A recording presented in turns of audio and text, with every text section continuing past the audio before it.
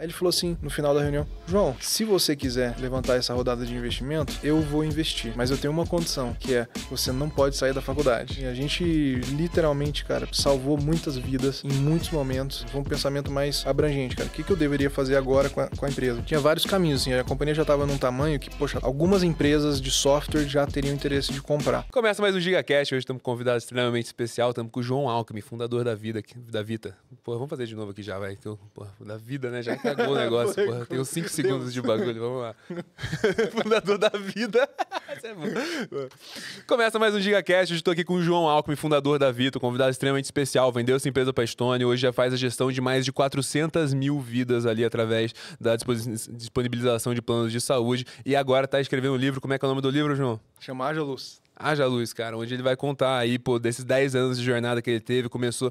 Bem, não vou dar spoiler pra vocês, mas foi daquele tipo de cara que começou a empreender super cedo, tem uma jornada, pô, super batalhadora, bateu muita cabeça na parede antes de vir, amigo aí já há muito tempo, e muito feliz que eu consegui trazer você aí, João. Bem-vindo, cara. Boa, prazer demais, Ale. Cara, e antes da gente cortar pra entrevista, eu vou falar aqui dos nossos queridos patrocinadores, né, cara? Então eu vou começar, cara, falando que, assim, ele veio aqui com essa polo que tá extremamente elegante, mas poderia ter sido uma polo da Insider Store, que seria muito mais confortável, estaria muito mais bem vestido, né? Agora poderia ter colocado o logo do Haja Luz aqui pra já fazer o merchan do próprio livro dele, mas não fez. Por quê? Porque não sabia que tinha Insider Business. Onde você pode pegar qualquer peça da Insider Store, que são as mais gostosas, que não fedem, não ficam curtas, elas amassam no corpo, não vai ter aquele seu vendedor que vai estar mostrando o cofrinho quando desce pra pegar uma caneta que caiu no chão, passando aquela baita daquela vergonha. E você poderia resolver tudo isso simplesmente com a Insider Business, onde você pega as peças por um preço muito descontado aí, porque você tá comprando em lote pra fazer o teu time vestir realmente a camisa. Sabia dessa aí já? Não sabia. Então pode comprar aí, seu trouxa. Tô brincando. Aí, cara, a próxima coisa bacana aqui que a gente vai falar é da Gestor, cara. A Gestor é a plataforma de no-code, onde você consegue pegar e automatizar os processos. Quantas pessoas tem na Vita lá hoje, cara? Acho que umas 350. 350 pessoas, dava pra ser 100 se tivesse Gestor implementada no negócio lá, pra automatizar todas as tretas com o sistema no-code deles, onde com facilidade você consegue pegar qualquer processo que existe na tua empresa e construir um sistema interno, construir um form para passar, para você automatizar o teu processo de recrutamento, o teu processo de financeiro, o teu processo do teu time de atendimento, que de repente tem que pegar um negócio ali do cliente, mudar alguma coisa no banco de dados com total segurança. Você consegue montar qualquer coisa com a Gestor com muita facilidade, sem precisar de ter vários programadores. E agora vamos para o nosso terceiro querido patrocinador que vamos falar aqui hoje, que é a Mercado Bitcoin Startups, MB Startups, que é o braço de startup do mercado Bitcoin, unicórnio cripto brasileiro, onde você, com facilidade, como empreendedor, você quer usar a infraestrutura de blockchain, infraestrutura cripto, para construir em cima dela, ao invés de você ter que ficar reinventando a roda igual um otário, você pode, com facilidade, pegar o mercado Bitcoin e usar toda a infraestrutura deles. E pro lado do investidor também, se você quiser entrar no marketplace do mercado Bitcoin, você consegue ver lá projetos que estão sendo construídos em cima da MB Startups para você poder investir e fazer parte deles, como, por exemplo, a Gringo e a InChurch, que já foram convidados aqui no podcast. E para fechar, nosso mais novo patrocinador, a Latu Seguros, onde você consegue ter seguros de responsabilidade civil, onde você pega, cara, por exemplo, cibersegurança, aquele negócio, vai chegar alguém, vai tentar... Já tentaram hackear lá na Vita, não? Já tentaram bem, né? Sim, bem.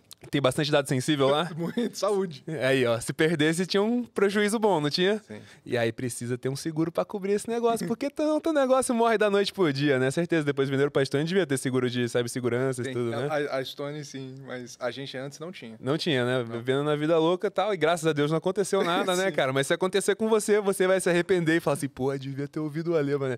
E aí, cara, outro que eles fazem também é o seguro de D&O, né? Que é pra você cobrir todos os sócios, um seguro obrigatório aí pra todo mundo que quer ter um board, que quer ter, pô, investidores institucionais entrando e tal, você consegue contratar com facilidade na Latu, ao invés de deixar o teu time de legal lá um mês inteiro se ferrando, sofrendo, chorando. Você vai lá na Latu, empresa, pô, tá super bem capitalizada, levantou aí mais de 30 milhões de reais com a Monax e com vários outros fundos aí, cara, é maravilhoso. E, cara, dizendo aqui rápido, tá lançando o livro agora do João, cara, e é um livro que, pô, todas as vendas vão ser direcionadas para a Fundação Estudar, que vai dar bolsa pra galera no INSPER, é isso? E pro programa de bolsas do INSPER também. Pro programa de bolsa do INSPER também e tal, então é um negócio, pô, completamente filantrópico, não é um negócio do João tá falando assim, pô, quero estourar, quero vender curso aí, quero, porra, não ganhei dinheiro na minha empresa, quero ganhar vendendo e tal, ganhou bastante, inclusive, tá querendo fazer o contrário, que é gerar esse valor aí pra comunidade e tal, então, cara, e a gente vai, bem, aqui no episódio a gente vai contar a história um pouco, mas, pô, no livro acho que tem muito mais detalhes, né? Sim, sim. E, cara, conta um pouquinho do que vai estar contando ali no livro e tal, pra galera já saber. Conto. Assim, basicamente, como foi o meu sentimento, Ale? Eu pensei assim, eu agora, né, com 29 anos, quantos jovens tem, cara, como a gente tinha 16, 17, 18, 19, pessoas querendo empreender, às vezes até pessoas mais velhas que querem empreender, minha cabeça foi escrever um pouco das lições, principalmente dos erros que a gente teve, e passar isso para frente. Então, a cabeça foi de compartilhar um pouco dos aprendizados que a gente teve montando a empresa do zero. Realmente, cara, vocês vão ver no decorrer do episódio que, pô, o João é um cara super coração, assim, então realmente ele fez essa reflexão que ninguém faz. A galera bota dinheiro no bolso, fica feliz, vai lá passar tempo em Sambarts, tá ligado? Fazer uma curtição. Ele falou assim, não, cara, vou pegar tudo que eu aprendi e vou passar adiante aí pra próxima geração. Então, pô, recomendo aí demais ler o livro, eu vou estar lendo, vou estar dando meu review no meu LinkedIn, que eu sou micro-influenciador de LinkedIn também nessa parada. E, pô, indico aí demais pra vocês. Lançamento dia? 29 de Dia novembro. 29 de novembro lançado. Se você viu depois, já compra. Se você não viu, pô, aguarde aí o lançamento e você vai adorar. Valeu? Bora.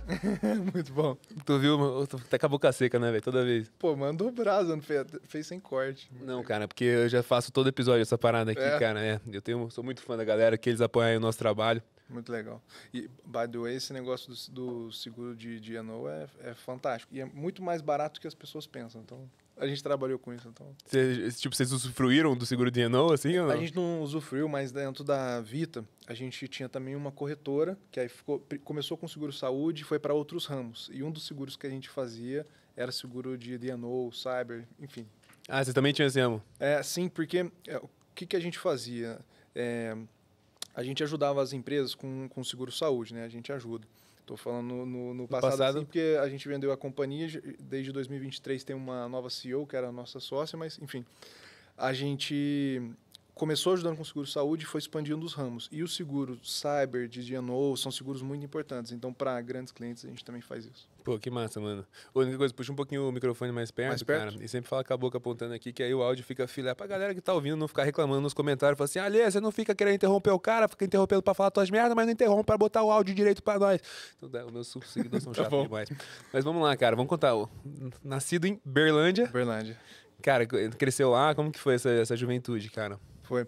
Ale, eu nasci em Uberlândia em 94, então tenho 29 anos. E basicamente, contando um pouco da minha infância, assim, eu venho de uma família... Eu fui um filho não planejado. Então, eu também fui, mano. Tem irmão mais velho? Eu sou o mais velho, no meu caso. A minha mãe, quando ela engravidou, eu tinha 18 anos. E ela namorava meu pai tinha 36. E basicamente foi um filho não planejado, mas assim, graças a Deus, muito bem criado, assim. Tanto meu pai quanto minha mãe se dedicaram muito para me criar.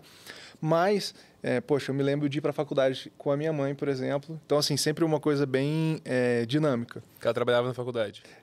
Não. Ela estudava? Ela estudava ainda, então ela tinha 19 anos e, enfim, eu me lembro de ir em prova, coisa assim, e eu ia com ela. Caramba, cara. E aí você... Tem irmãos hoje ou não? Tem. Somos em 3. Eu tenho uma irmã mais nova e um irmão mais novo também. Mesmo pai, mesma mãe? Minha irmã é do mesmo pai da minha mãe e da mesma mãe, mas o meu irmão é de outro casamento da minha mãe. Pronto, perfeito, cara. Então seus pais se separaram ali logo na infância? Sim, eu tinha 4 anos quando meu pai se... Assim, eu não me lembro dos meus pais casados, pra ser sincero. Que, pô, assim, como foi? Acabou sendo acidental, né? Sim, mas, assim, eles foram muito parceiros, eles até hoje são super amigos. A minha irmã veio 1 ano e meio depois de eu ter nascido. E, enfim, foi assim, mas o que é legal de contar da minha infância, cara, eu sempre tive um exemplo dentro de casa de muito trabalho, tanto da parte do meu pai quanto da parte da minha mãe, porque... O meu pai veio de uma família super simples, em Uberaba, lá do lado. Não sei se você já foi. Uberaba conhecido, né? Berlândia, Uberaba. E Araguari. E aí, essa família do meu pai era super simples. Então, desde criança, assim, ele trabalhava e vendia fruta na rua, assim, uma coisa bem simples. E do lado da minha mãe, a família da minha mãe também é uma família simples, mas tem uma coisa legal de contar que mexeu muito comigo, que foi... A família da minha mãe são 5 irmãos, né? Ela é um desses 5. E eles tinham uma condição de vida bem boa. Até que em um determinado momento, meu avô, que era quem provia na casa, foi demitido da empresa que ele trabalhava. E aí eles perderam tudo. Bem jovem. Sim, a minha mãe tinha 10 anos de idade, mais ou menos. E aí eles foram morar numa fazenda, assim, uma fazendinha, uma coisa... E aí... basicamente plantavam o que comiam. Minha mãe foi estudar em escola rural e a minha avó costurava E com o trabalho, ela começou a pegar encomenda na cidade e tudo mais. Depois de um tempo, de muito trabalho, ela conseguiu levar a família toda de volta para a cidade, enfim. Então, eu criança vi esse ambiente dinâmico, assim, do meu pai ter se dedicado muito para poder mudar uma situação de vida dele e de ver tanto a minha avó quanto a minha mãe, que seguiu o exemplo dela, de extremo trabalho, sabe?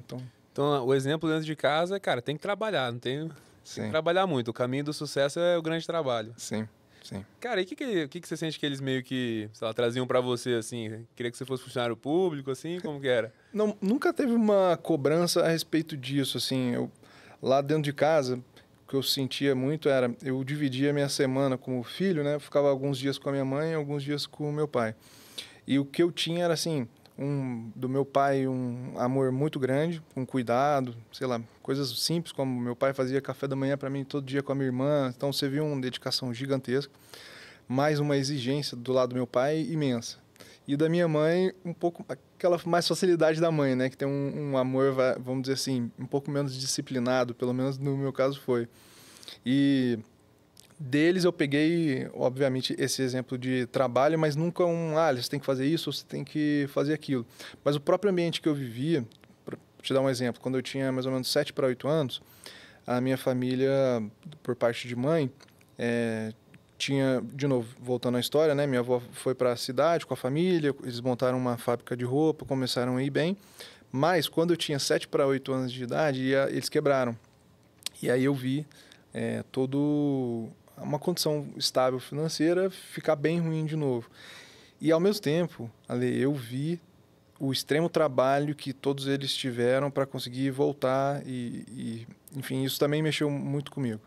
Cara, é muito interessante, cara. Acho que tem vários lugares de onde vem empreendedores e tudo mais, mas o mais comum é a família quebrou. É, É, o mais comum. Todo mundo que eu entrevisto aqui é tipo assim, pô, meu pai tinha um negócio legal, e aí, cara, ele quebrou, e a gente tinha uma vida legal, e nossa vida, pô, virou uma vida extremamente simples, pô, quero correr atrás, tá ligado? sim. E, cara, quem que era a tua figura ali na escola, cara? Você estudava onde primeiro? Ó, eu estudei em algumas escolas diferentes, então comecei estudando numa escola pública chamada ESEBA, uma escola famosa lá em Uberlândia. Depois eu me mudei para uma outra escola particular lá, que a gente conseguiu uma bolsa. Minha mãe era arquiteta e ela fez um projeto para a escola e conseguiu trocar esse pagamento por bolsa de estudo para mim e para minha irmã. E depois, quando a gente estava no colegial, a gente estudou numa outra escola chamada Coque. Mas a gente sempre estudou lá. Pô, o Coque tinha lá em São José também. É? É, conhecido, mano. E quem que era? O que que você era nessa sala, mano? Você era figura estudiosa, figura bagunceira, figura da sonequinha? Não, eu não era do fundão, não. Eu sentava mais na frente assim, mas eu era meio bagunceiro. Então, coisa engraçada, vale contar aqui, que eu fazia bastante bagunça na escola quando eu era criança. Mas, sim, eu mandava para fora de sala, fui suspenso e tudo mais. Mas, cara, teve uma pessoa na escola que mudou a minha vida muito. Era a diretora da escola. Resumindo assim, né? Um determinado momento fui suspenso de ir para a escola, porque tinha feito Não, mas conta o que que bagunça. você fez. Hã? Conta o caos. Basicamente, a gente tinha uma professora ela que estava... criança, né, cara? Você acha que Ninguém vai tá te tendo julgar aqui, não. uma marcação assim? Eu respondi feio ela e aí foi suspenso. Foi isso que aconteceu. Pô, só uma resposta feia já foi suspenso. Cara. Mas foi uma resposta bem feia. Foi bem feia. Eu me arrependo muito. Não me orgulho do que falei. Não me né? orgulho. Mas olha o que aconteceu. Isso aconteceu depois de eu já ter sido suspenso. Sinceramente, a primeira suspensão eu nem lembro o que tinha acontecido. Aí, esse outro dia, eu seria suspenso de novo, eu tinha chance também de eu ser expulso. Bom, a diretora do colégio me chamou para conversar e o que aconteceu? Meu pai, quando eu fui suspenso pela primeira vez, poxa, ficou arrasado, né? Pô, meu pai trabalhava, se esforçava para manter eu e minha irmã e ajudar a gente. Pô, de bolsa ainda, né? Enfim, não, isso foi na escola pública ainda. Pronto. Mas mesmo assim, a situação foi ruim. Aí o que aconteceu? Essa diretora, eu conversei com ela e falei assim, olha, eu fiz muita coisa errada na escola e tudo, muita bagunça, mas eu não tinha me arrependido até hoje. Hoje que aconteceu isso, eu sei que vai acontecer uma coisa pior ainda comigo, eu não tenho nem coragem de chegar em casa. Pô, eu tinha 12 anos de idade, tá? Então, entenda isso filtrado. Eu não tenho coragem de chegar em casa e falar pro meu pai que eu fiz isso de novo. E aí, ela olhou no meu olho, assim, ficou pensando. Ela falou assim, vou te dar uma última chance. E, cara, aquilo mudou minha vida. Porque, cara, desde esse dia, eu virei o aluno, assim, mais participativo, não fazia bagunça, enfim. Isso me marcou muito, sabe? Aquela chance, quando não era para ter chance, ela me deu essa chance e, cara... foi muito importante para mim. E aí pra você falou, cara, vou pegar essa oportunidade, vou mudar e vou fazer... Sim. Não, e depois realmente, sim, passei aí, eu já ia bem na escola, sinceramente, com nota, nunca 10, assim, porque não valia a pena, na minha opinião, mas eu ia bem. Depois dessa situação, eu comecei a ir muito bem, aí, graças a Deus, depois consegui, por exemplo, no INSPER, depois a gente vai falar disso, mas eu fiz Federal de Uberlândia, passei na metade do terceiro colegial, depois passei no INSPER também, e assim, super difícil de passar.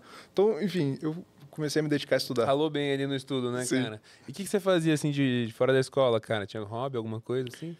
Sim. Cara, assim, desde moleque, sinceramente, como eu via minha família, assim, te falar uma lembrança que eu tenho que é forte, muito forte para mim, que é, eu lembro de ter esses 8 anos de idade, depois da minha família ter quebrado, e no domingo, né, lá em casa tinha um almoço de a família toda, né? Então, como a minha irmã são 5 irmãos e todos tiveram filhos, minha avó tem 14 netos. E eu me lembro, cara, no domingo a gente almoçando e ouvir enquanto tava todo mundo comendo, eu lembro de ouvir o barulho da tesoura elétrica da minha avó. Ou seja, quando tava todo mundo ali se divertindo, ela tava trabalhando. E, cara, isso sempre me marcou muito e mexeu muito comigo, que assim, cara, a minha avó realmente decidiu mudar a vida dela e mudar a vida da família dela. E, então, desde moleque, cara, eu gosto de trabalhar, assim, sei lá. A primeira coisa que eu fiz séria, vamos dizer assim, foi vender bala na escola. Eu vendia de maneira séria mesmo, ganhava mais ou menos um salário mínimo, com uns 13 anos de idade. E assim, basicamente o house naquela época era R$1,50 na cantina, no atacado era 50 centavos, aí eu vendia por R$1. E fazia esse tipo de coisa de maneira séria. Aí eu fui juntando dinheiro. E a escola incentivava esse comportamento? Cara, então, isso aí é mais uma história aí de suspensão? Foi basicamente... eu chegava a vender mais ou menos no mês. O que eu fiz? Eu pegava uma pessoa por sala, que eu achava que era mais dinâmica ali, e comecei a fornecer ali a bala para a pessoa vender e começar a pagar a comissão para ela. Resumindo, eu tava vendendo uns 500 house por mês. E aí a cantina da escola foi na diretoria e falou, tá acontecendo aqui, alguém tá vendendo, a gente não tá vendendo isso, estava sendo importante para eles. Aí eles obrigaram eu a parar. Descobriram que era você, né? Sim. Cara, mas isso é um negócio que eu acho que quando a escola faz, é muito cuzão, tá ligado? Eu consegui entender, porque, pô, a cantina tá ali pagando aluguel e tal. Enfim. Cara, mas sabe o que eu acho que deveria acontecer, velho? Se a escola tem, tipo, pô, uma iniciativa nesse nível, cara, você monta uma escala pros alunos operarem a cantina, tá ligado? Poderia ser. Tem uma escola aqui em São Paulo, que eu sempre falo dela, assim, que chama Escola Aberta e tal, que, cara, os alunos decidem tudo da escola. Então, os modelos modernos de educação, assim, e tal, tem esse negócio que eles, tipo, toda semana eles juntam todos os alunos numa sala e falam assim, aí, galera, ó, esses aqui são os problemas da escola, como que você acha que a gente tem que resolver? Aí os próprios alunos sugerem, só que como eles mesmos estão sugerindo, todo mundo segue, né? Então eu fui lá outro dia, assim, e aí, cara, eu fui lá, almocei e tal, de boa, né? Aí ia terminar de visitar, aí alguém me chamou, assim, eu fui. Aí, cara, veio 2 alunos, assim, me puxaram e falaram assim, você não lavou teu prato. Eu falei, pô, desculpa, não sabia que tinha que lavar prato, velho. E esse tipo de coisa, assim, você incentiva esse tipo de comportamento, todo mundo vira meio que owner da escola. Anyway, mano, já tô roubando a... Não, mas muito maneiro isso, muito maneiro. Mas, cara, e acabaram com a tua operação de house, né? Não foi o que aconteceu, agora acabaram totalmente. Pô, não, e eu tava expandindo, porque basicamente, te falei que meu pai era muito carinhoso, né? Ele fazia sanduíche pra gente levar pra escola e comer lá. Aí fazia pra mim e pra minha irmã. Aí, em um determinado momento, tinha um garoto da minha sala que começou a querer comprar meu sanduíche. Eu comecei a vender pra ele. Aí chegou um dia que eu comecei a comprar o da minha irmã. Vendia também. Mas, enfim. Tu era roleiro desde moleque, né? Foi uma época maneira, cara. Foi muito legal. E o próximo? Próximo negócio. Aí, assim, é legal. Eu Cara, eu sempre me considerei na adolescência, assim, tentava fazer um monte de coisa de negócio e sinceramente, me achava muito sem foco. Então, vou falar rápido umas coisas assim que eu fiz. Nenhuma deu muito certo, mas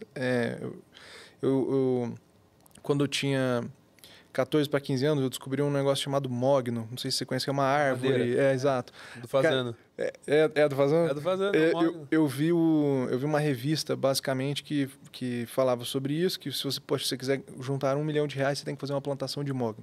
Bom, aí eu peguei esse meu dinheiro da escola que eu estava juntando e fiz uma plantação de 120 árvores de mogno. Foi muito maneiro, assim, fiz a irrigação, eu fui lá, plantei mesmo. Meu pai tinha um sítio pequeno, assim, e aí eu consegui pegar ele e um sócio tinham esse sítio, e aí eu consegui convencer eles a me deixar pegar um pedacinho para fazer esse plantio, porque caso eles vendessem, a terra ia estar mais valorizada. E aí consegui plantar lá. Mas foi legal, é 1 hectare, né, que são 10 mil metros quadrados de 120 árvores, aí tem um espaçamento e tal. Então, fiz isso. Aí depois, eu fui tentando fazer vários outros negócios, assim, foi... eu fazia taekwondo, que é uma arte marcial, né? E meu professor, meu mestre, considera ele um gênio, assim, um cara fantástico. E ele inventou um equipamento, um equipamento de treino muito legal. Aí a gente pegou esse equipamento e começou a fabricar esse equipamento e vender. Não foi muito pra frente, mas assim, o equipamento era fantástico. Cara, é um elástico que você bota no pé, você bota 2 fitas no pé e ele tem um elástico super forte. Então, quando você chuta, é muito mais demorado para você chutar, você tem que fazer muito mais força. Só que, cara, quando você tira o elástico, é impressionante, assim. Tu vira um... Exato, virou uma máquina. Tu vira Street Fighter ali, irmão. Enfim, e esse cara é fantástico. Bom, a gente fez isso, deu certo por um tempo, mas depois... Quem que comprava, mano? Os alunos, todos os alunos. A gente começou a vender na academia dele e em várias outras academias que ele conhecia. A gente ia em campeonato para vender. Foi bem legal. E aqui você tá com quantos anos? Tava com 15 para 16. Aí, nessa época também, foi quando surgiu o iPad. Você é mais novo que eu, né? Eu sou de 96. 96, é. Você é da idade da minha irmã.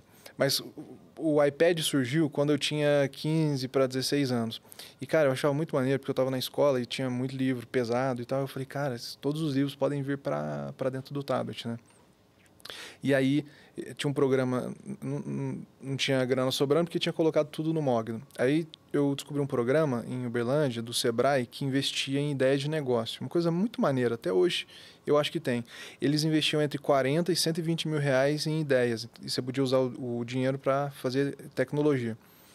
Aí a gente montou um aplicativo para tentar colocar todos os livros físicos em digital.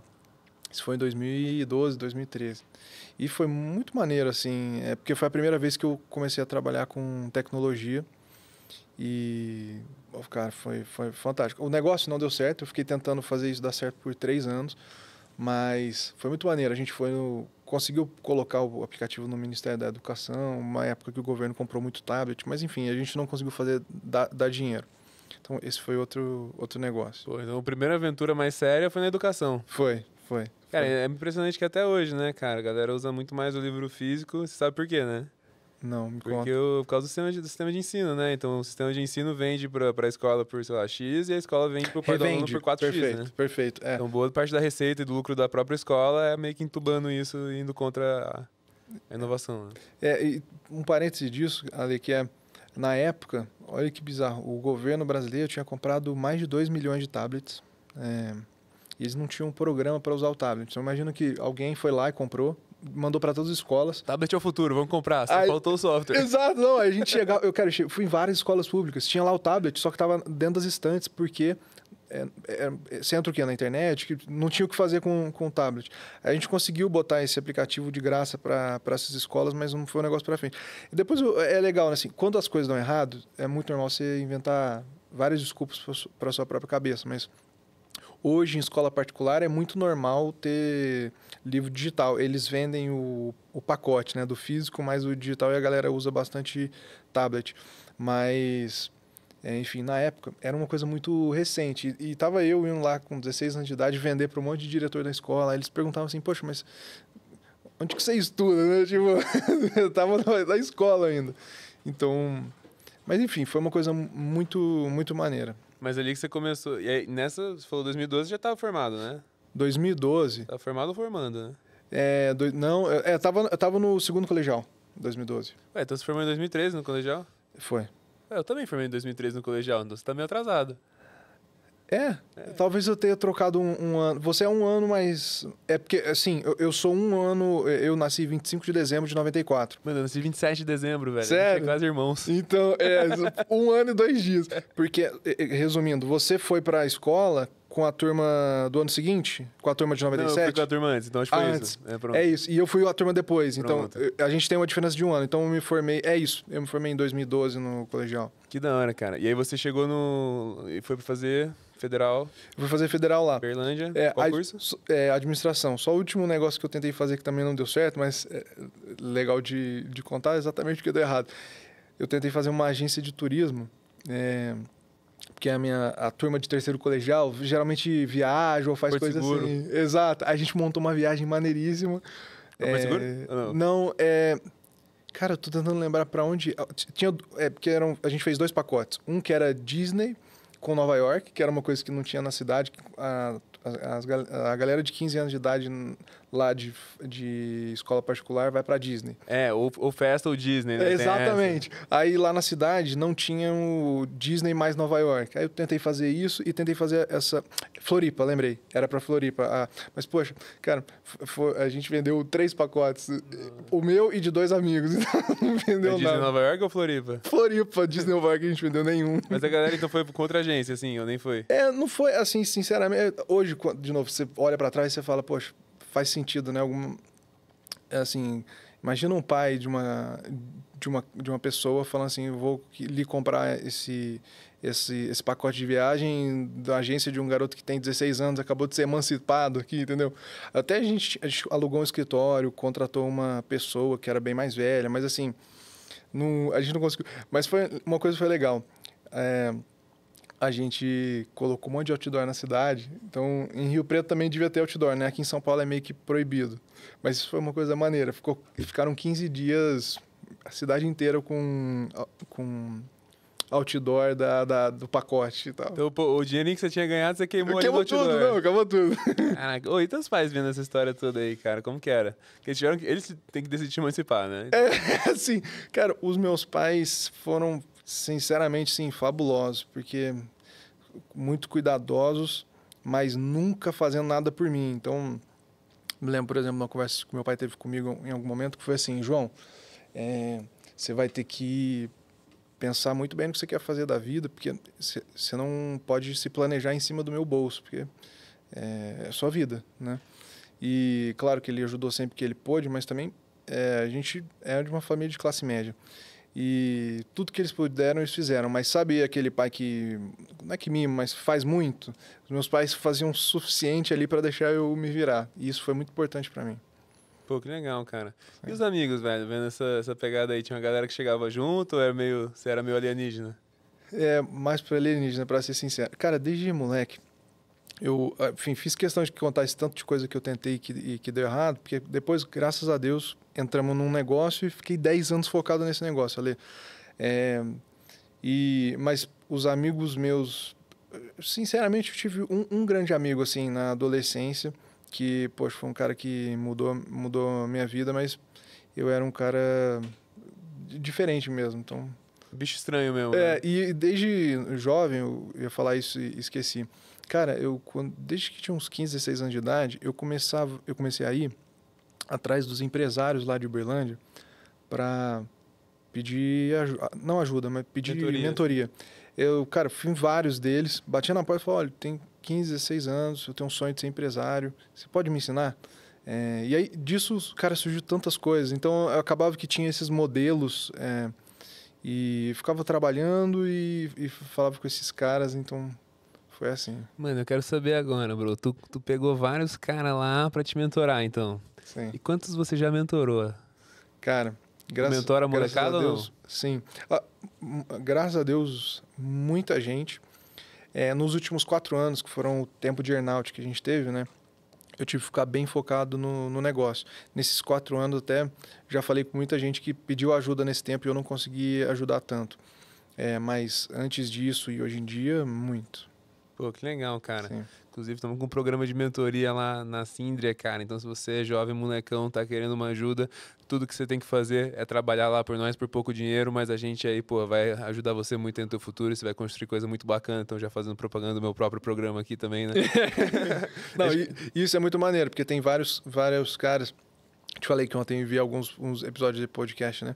Vários caras que mandaram muito bem, que foram trabalhar até de graça. Você ainda vai pagar, você tá sendo gente boa. Isso aí, mano. Cara, eu falo que assim, né? Tá muito nessa corrente do tipo, porra, capitalismo opressor e tal, tudo mais, mas, cara, pô, você tá no lugar certo e ter alguém que te ajuda, te guia, te ensina as paradas, velho, é um corte de caminho absurdo na vida, né, cara? Pô, o capitalismo é o que financia tudo, né? Então, assim, se eu não tivesse o incentivo, para que ia ter esse microfone aqui? Por que ainda não ia ter o microfone antigamente, que era todo chiado? Então, tá certíssimo. Tudo tá melhorando, né, cara? É isso. Mas, mano, vamos fazer aqui agora essa transição da faculdade aí, velho. Tu não chegou a fazer cursinho, não? Foi direto, então? Eu fiz 10 dias... Para a faculdade de Uberlândia, passei direto... Até passei na metade do terceiro colegial nesse programa. Era aquele vestibular parcelado lá? Então, lá na Federal de Uberlândia, eles faziam 2 vestibulares por ano, janeiro e julho. Aí eu passei nesse de julho. Eu fiz para meio que testar, mas graças a Deus passei bem. Mas quando eu vim para São Paulo, eu fiz 10 dias de cursinho. E foi muito maneiro, porque eles me deram bolsa. Eu vim para São Paulo, cara, sem condição financeira. Então, eu só consegui vir porque eu tive bolsa do INSPER e da Fundação Estudar. Mas eu também tive bolsa desse cursinho. Por 10 dias eu consegui estudar lá para me preparar para o INSPER. E aí passou no INSPER? Graças a Deus. Mas você chegou a estudar em Uberlândia por um tempo? Eu estudei 2 anos. Eu te falei, eu fiquei de 17 anos a 19 anos estudando na Federal de Uberlândia. E aí com 19 anos eu vim para fazer faculdade no INSPER. O que você fez lá na Federal de Uberlândia? Administração nos 2. E aí, não curtiu muito a pegada empreendedora de Uberlândia, velho? Cara, eu curti muito, mas aconteceu uma coisa na minha vida que mudou a minha cabeça demais. Tem gente que sempre fala, eu quero sair, quero ir para uma outra cidade e tal. Eu nunca tive isso, até é engraçado de falar, assim, nunca, quero mudar. Mas o que aconteceu, Ale? Quando fui fazer o negócio do Mogno, que eu te falei que eu fiz, eu juntei o dinheiro que eu tinha feito com as balas e com 15 anos, a galera ia pra Disney, né? Que eu te falei, e meu pai me colocou no colegial nessa escola que era melhor, que era o Coque. E todo mundo, meus amigos, foram pra Disney. E aí, eu, sinceramente, estava até com vergonha de pedir pro meu pai pra ir e tal. Mas eu contei pra ele da viagem, ele falou, se você quiser muito, eu te dou. E aí eu falei, pai, eu prefiro, se você estiver disposto a investir isso, eu prefiro que você me dê o dinheiro para eu fazer algum negócio. E aí foi muito maneiro. Só que eu não conhecia os Estados Unidos. E eu tinha esse sonho, né? Porque eu quero ir para lá e tal. Resumindo, quando eu tinha 17 anos, eu descobri um programa da Fundação Estudar, chamava Jovens Inspiradores, que quem vencesse, a Fundação iria dar 1 mês para estudar em Stanford, em algum curso, que eu não me lembro qual. E aí eu me inscrevi para esse programa, e foi aqueles programas da Fundação Estudar, né? Que tem milhares de inscritos, tinha tipo 25 mil inscritos. E aí eu fui para a semifinal, tinha 18 anos na época. E aí eu fui para a semifinal, eu tinha, como te falei, tentado fazer esses vários negócios. Então eu achei que eu estava bem posicionado. E aí depois fui para a final. E aí na final eu achava muito que eu iria levar para casa, ganhar. E iam ter 3 ganhadores, então de 10, 3 iriam ganhar. E aí eu falei para os meus pais, falei assim, pai, mãe, queria muito que vocês fossem para São Paulo para essa premiação, eu acho que eu vou ganhar e tal. E aí, na vinda para São Paulo, primeiro que eu nunca tinha vindo para São Paulo, né? Então foi a primeira vez. E eu vi vários empreendedores falando para esse grupo de jovens e tal. Então foi uma coisa espetacular. Mas, na hora da premiação, subiu lá o cara que foi dar o prêmio.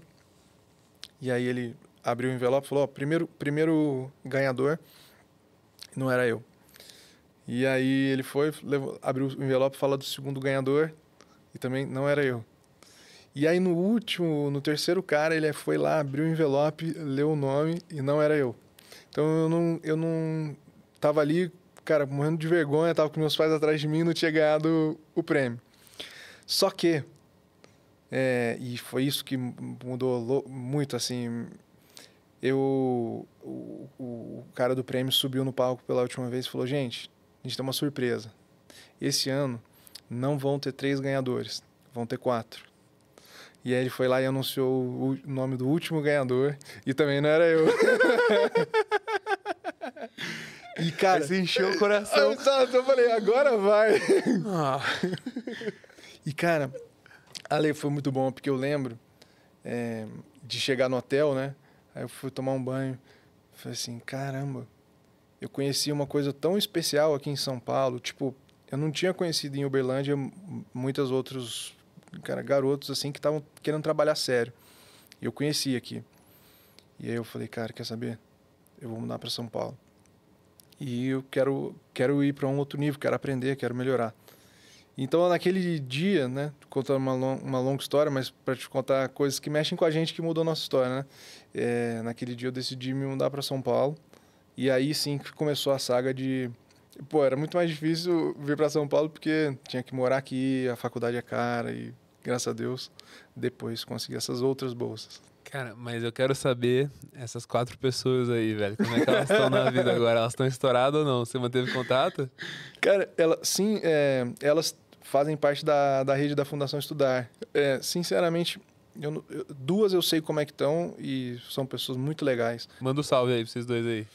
Um é o Samuel, tá na Fundação Estudar, e o outro se chama Bruno. Eu me esqueci. Samuel do Me Salva? Não, não o Miguel do Me Salva, Miguel né? do Me Salva, mas o Miguel, engraçado, ele ganhou o ano anterior. Desse mesmo programa, exatamente. Mas o Bruno, eu esqueci exatamente o Samuel e o Bruno com o que eles estão trabalhando, mas eu tenho certeza, eu me lembro de ver que eles estavam mandando bem, inclusive o Samuel mandou mensagem recentemente. Pô, que da hora, mano. Você tá conectado aí nessa jornada. Ó, isso aí vai fazer então já 12 anos, né? Vai fazer 12 anos. Mas um parênteses legal, você perguntou agora, eu me lembrei. Um garoto que foi o Undisputed Winner, né? O que ganhou em primeiro, ele de fato... Não me lembro o nome dele, mas nunca mais ouvi falar sobre ele. Tomara que esteja bem. Deve estar trabalhando em alguma consultoria por aí, né, mano? Eu não sei. Vamos ver. Eu vou descobrir essa parada aqui. Tá bom. Vou fazer essa investigação. Você tem na internet? Não, bro? Deve ter. Pô, que da hora, mano. E aí, mas depois você conseguiu a bolsa da fundação, né? Cara, sim, aí foi muito bênção, porque a bolsa da fundação, sinceramente, foi mais difícil do que esse programa. E também passar no INSPER e conseguir a bolsa do INSPER. Então, assim, tem alguns nãos que mudam sua vida demais. Esse foi um. Tem um outro também que eu te conto que aconteceu com um cara famoso até do Vale do Silício e que também, enfim, impulsiona. Tem gente que toma o não e se acanha, né? Cara, graças a Deus, todo não que eu recebi até hoje, assim, foi muito impulsionador. Mas e aí, como é que foi o da fundação? Foi agora já ou não? Foi depois? Esse de Stanford, você fala? Não, o da fundação pra ir pro INSPER e tal. Foi um ano depois. Um ano depois? Foi logo um ano depois. Isso foi no meio de 2013 e eu consegui a bolsa no meio de 2014. E esse processo da fundação foi do Líderes de Estudar lá. Líderes de Estudar, nem chamava isso, né? Não, chamava Programa de Bolsas mesmo. Mudou o nome. E, pô, a galera do programa de bolsa, o Renner sei que é do programa de bolsa. Eu fui recusado na primeira fase lá. Mas fiquei brother da Ana Maíra aí, que era CEO, então dei uma pseudo-volta por cima, na minha opinião, tá ligado? Mas, cara, conta aí dos processos da fundação e tal, cara, dessa mudança, dessa transição. Porque eu imagino que você só conseguiu vir porque você... 100%, ganhou, né? 100%. Você ganhou a bolsa do INSPER e da fundação, né? As duas. Assim, se não tivesse ganhado as duas, eu não conseguiria vir. Poxa, cara, são sensacionais, assim, transformaram minha vida demais. Inclusive, no ano que eu tive bolsa junto com o seu irmão e tive bolsa com o Roger, que é irmão do Renner. Pronto. A gente teve bolsa junto. Turma forte aí, né, cara? Sim, foi um ano legal. E como é que foi essa bolsa do INSPER, assim, cara? Era meio que need-based? Como que era? Need-based, né? Então, basicamente era pela renda da família e também tinha um processo seletivo aberto. Então, eles pensavam, poxa, quem pode ser potencial, uma pessoa potencialmente que vai ser bem-sucedido, vai fazer coisas boas e aí eles têm um processo muito legal. O INSPER é muito, muito legal também, cara. E no começo, quando você foi, não era tão hypado o INSPER, né? De onde você tirou isso? Não. Cara, excelente pergunta, porque me traz lembranças especiais. Eu conheci o INSPER, por quê? Quando eu vim para São Paulo, para esse programa da Fundação Estudar, eu não tinha onde ficar, e aí eu ia ficar na casa de um bolsista que chama Ralph, que é meu amigo, meu amigão. E ele é um cara bem engraçado. Ele é famoso de perder voo de avião e ele viajava demais. E aí ele perdeu o voo e, cara, eu não tinha onde ficar, onde dormir. E, sinceramente, não tinha dinheiro para dormir em lugar nenhum.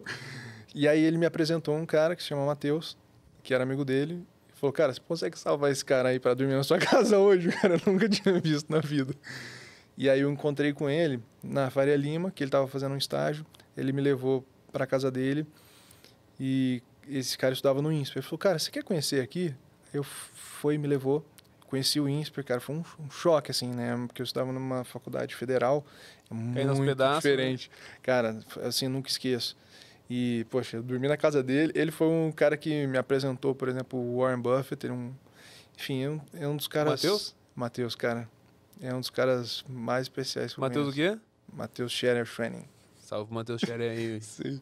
Valeu aí por apresentar o Warren Buffett para os queridos aqui. Sim. Apresenta pra mim também. Valeu, tamo junto. Mas da hora, mano. E aí já passou, tá? Não, pausa. A gente tinha 18 anos. Ele me apresentou, significa que ele me apresentou o livro. Ah, tá. Não me apresentou ele. Ah, entendi. Até depois o Matheus conheceu ele, eu conheci também, mas foi depois de alguns anos. Mas nada a ver com essa história aí. Ele só mostrou o livro pra mim e falou assim, esse é o Warren Buffett. Mano, eu tava achando muito louco. Falei assim, tipo, Warren... Esse moleque que o Ralph me apresentou, o moleque é cabeça, tá? Não, mas ele me apresentou o livro, que ele é um dos caras, talvez seja o cara mais genial de finanças que eu conheço, sinceramente. Todas as pessoas que conhecem ele vão falar a mesma coisa. E ele me emprestou o Snowball, que é o livro a biografia do Buffett. E, enfim, foi assim. Mas e aí, cara? Tu não foi mordido ali pelo mercado financeiro nesse momento, cara? Ou seja, estava tão fixado em empreender que nem balançou?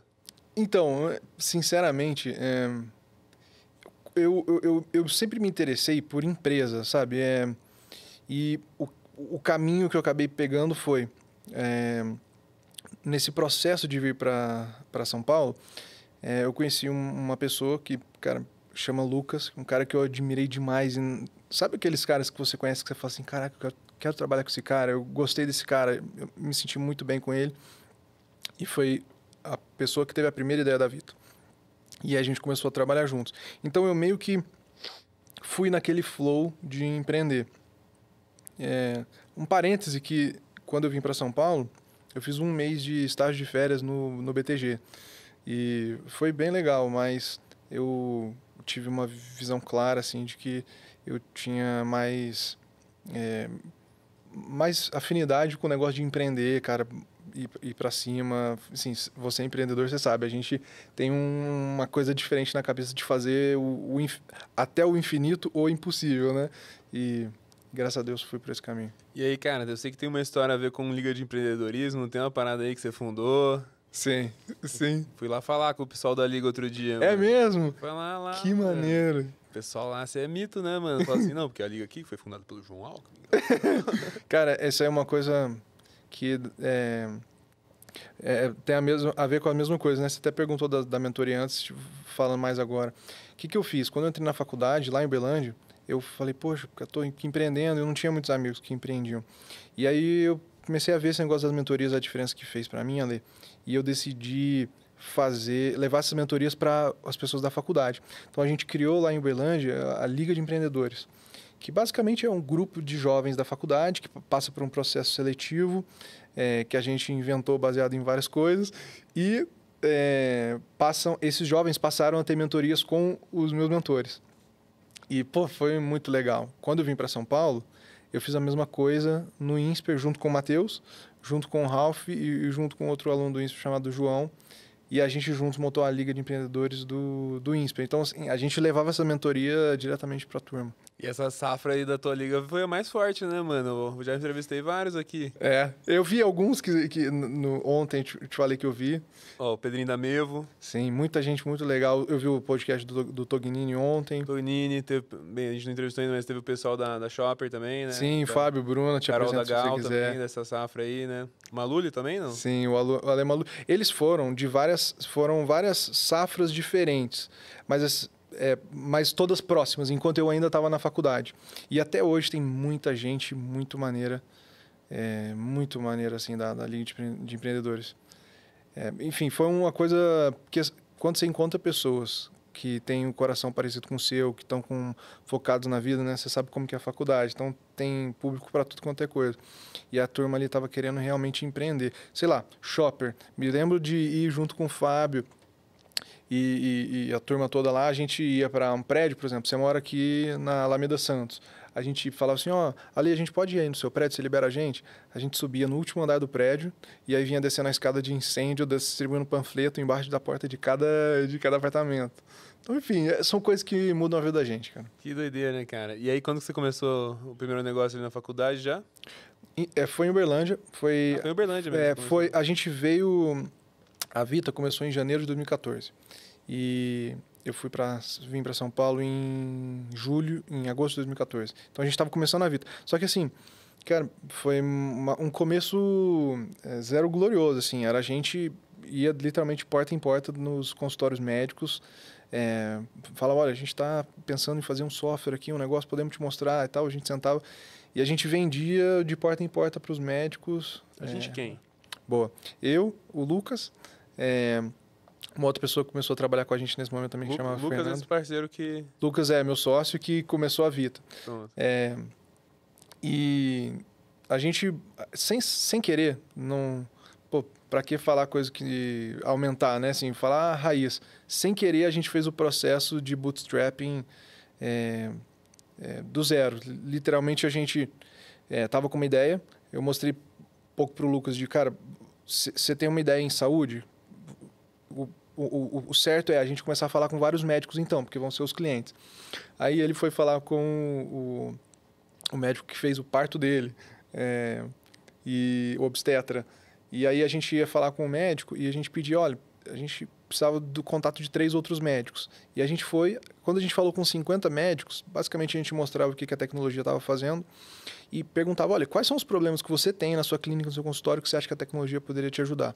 E depois que a gente falou com muitos médicos ali, a gente chegou no MVP, né, num produto mínimo ali que a gente achava que fazia sentido, que a gente podia lançar.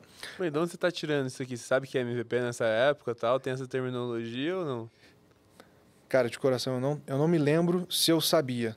Eu não me lembro se eu sabia. Eu me lembro de 2013, 2014, começaram a surgir os primeiros empreendedores. Tem um cara que chama Gustavo Caetano, que dava bastante palestra nessa época. Gustavo Caetano, conheci recentemente.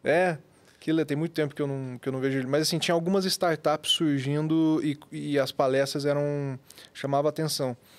Então, eu não tenho certeza. Mas você tinha um guru? Não, assim, mais clichê do mundo, né? Mas foi a época que saiu a biografia do Steve Jobs, eu estava lendo bastante, mas... eu sempre gostei, cara, muito de ler biografia de empreendedor. Então, uma biografia que mexeu muito comigo, por exemplo, foi a do Sam Walton. Você vê um cara raiz fazendo as coisas. Sempre tive isso no coração. Então, a gente fez a Vita assim. Quando a gente chegou no MVP, aí a gente mudou o speech. Eu inventei um contrato que não valia nada juridicamente, mas eu pensava assim, se o médico assinar, ele vai ter um compromisso psicológico. E aí nas reuniões, a gente falava, olha, a gente vai lançar essa plataforma aqui com, no máximo, 300 médicos. Ou seja, os primeiros 300 médicos vão estar dentro da plataforma no lançamento. E se você quiser participar, você tem que assinar esse contrato aqui agora.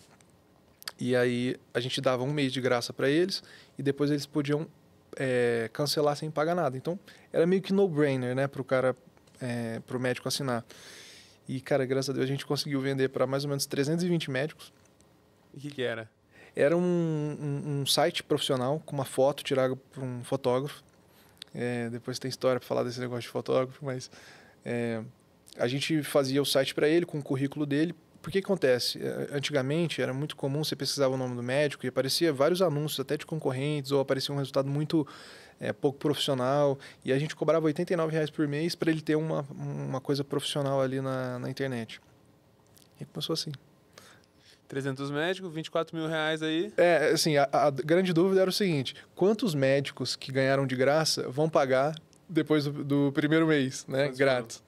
Cara, foram mais ou menos 240. Pô, bom, hein? Nossa, não, assim, foi um dos dias que eu e meu sócio, a gente estava junto, era tudo boleto, né? Então, 2014. A gente não sabia quantos iam pagar e o boleto demorava 3 dias para compensar. A gente se juntou no escritório para entrar na conta e ver quanto dinheiro tinha na conta. Cara, foi um dia abençoado, assim, eu tava perto de Deus, porque, poxa, a gente realmente poderia ter zero. Pra você ter uma ideia, a gente mandou o boleto por e-mail, mas a gente fez para os 320 médicos, a gente imprimiu o boleto, botou numa carta, botou no correio para chegar nas clínicas. E, enfim. Os caras pagaram essa mesmo, história. cara. Pagaram mesmo. Mas e aí, você chegou aí nessa... Isso foi tudo antes de entrar no INSPER? Isso foi tudo antes de entrar no INSPER. E aí, um pouquinho depois, eu vim para São Paulo. Mano, eu imagino que você chegou no INSPER assim e falou assim, tipo, cara, entendo, vocês são alunos, mas eu sou o deus do empreendedorismo, tá ligado? Não, pelo contrário. Pelo contrário, eu cheguei como bolsista, né? E, poxa, eu não tinha noção de como era, assim, as coisas, as pessoas. Então, eu cheguei mais quieto, olhando, observando. Até a gente criou a Liga de Empreendedorismo só no segundo semestre. Mas, assim, eu vim passando perrengue, assim. Eu cozinhava para mim mesmo, era arroz e frango todo dia. Fazia primeiro o arroz para ver se ia ficar com pouco sal ou muito, para fazer o frango compensando. Faz sentido. É. E aí, cara, como vocês claramente não ficaram nesse negócio, né? De site para médico, né? Como é que foi a evolução disso? Foi. Boa. O que aconteceu? A gente, quando veio quando eu vim para São Paulo, a gente montou a Liga de Empreendedores um pouco depois, mas eu precisava trazer a empresa para cá. Tava com essa visão de, poxa, São Paulo é muito maior para... E quem era a empresa? Era você? Era eu, o Lucas, o Fernando, que era um sócio de tecnologia, o Tássio. Eram 6 ou 7 pessoas, Tássio, Felipe, Gilson, todo mundo Fernanda. Sócio. Nem todo mundo era sócio, mas quem não era sócio tinha perspectiva de se tornar. Inclusive, todos se tornaram, tirando os que foram saindo ao longo do caminho que a gente recomprou. Mas todo mundo se tornou sócio. Cara, a gente ficava no escritório... Primeiro, não tinha escritório nenhum, mas depois a gente ficava no escritório de 20 metros quadrados. Era engraçado, cara. Primeiro, óbvio, não tinha ar-condicionado. Uberlândia é quente pra caramba.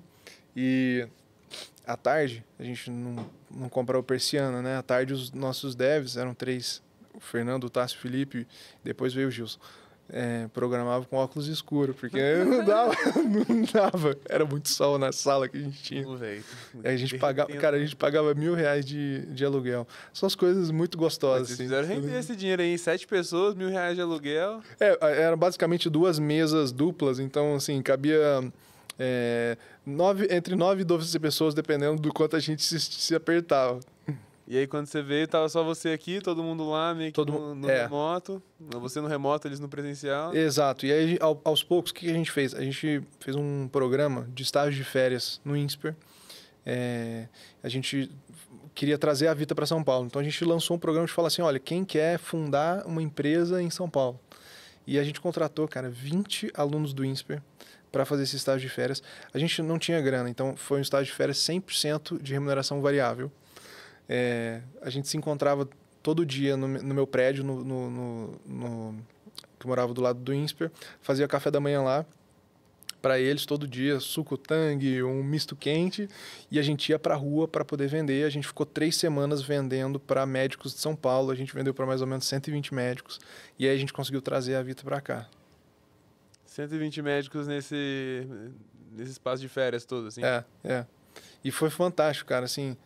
Ainda era o site? Ainda era o site. Aí, o que aconteceu? Nesse período, a gente já sabia que a gente tinha que fazer mais coisas. E a gente tinha decidido montar um sistema de gestão para clínicas médicas. Só que a gente não tinha o dinheiro para isso. E aí, chega na história do outro grande não que eu tomei, que foi...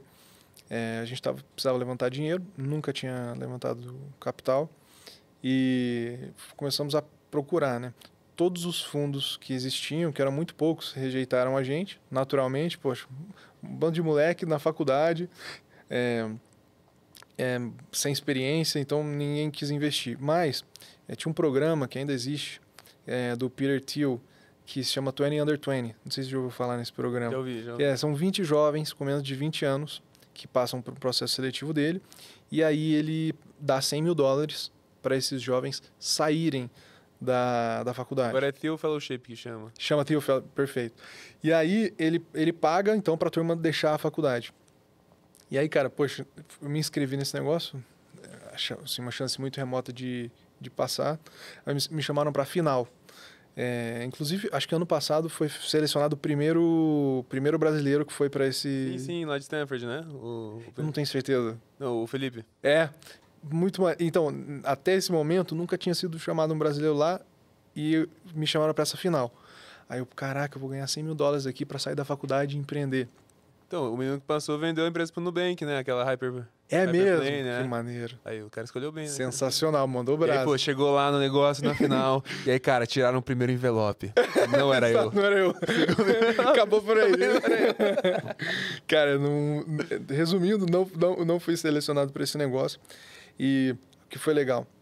Aí eu voltei para São Paulo. Cara, já tinha ido nos fundos, não tinha levantado dinheiro. Já tinha ido desse negócio, não tinha levantado dinheiro. Não sabia mais o que eu fazia. Aí eu marquei uma reunião com o presidente do INSPER. Chama Cláudio Haddad, um cara fabuloso. E basicamente eu marquei a reunião com ele para falar, olha, eu queria trazer a Liga de Empreendedores para cá, se vocês apoiam e tal. E eles foram muito legais, tanto ele quanto na época, vice-presidente do INSPER, que é a Carolina da Costa. E aí o Cláudio falou, e o que mais que você está fazendo e tal? E aí eu contei da Vita. Falei, até foi aquela reunião que você quase desabafa, né? Fala, cara, tá dando tudo errado, não sei o quê, sem jamais imaginar que ele pudesse se interessar. Aí ele falou assim, no final da reunião, João, se você quiser levantar essa rodada de investimento, eu vou investir. Mas eu tenho uma condição, que é, você não pode sair da faculdade.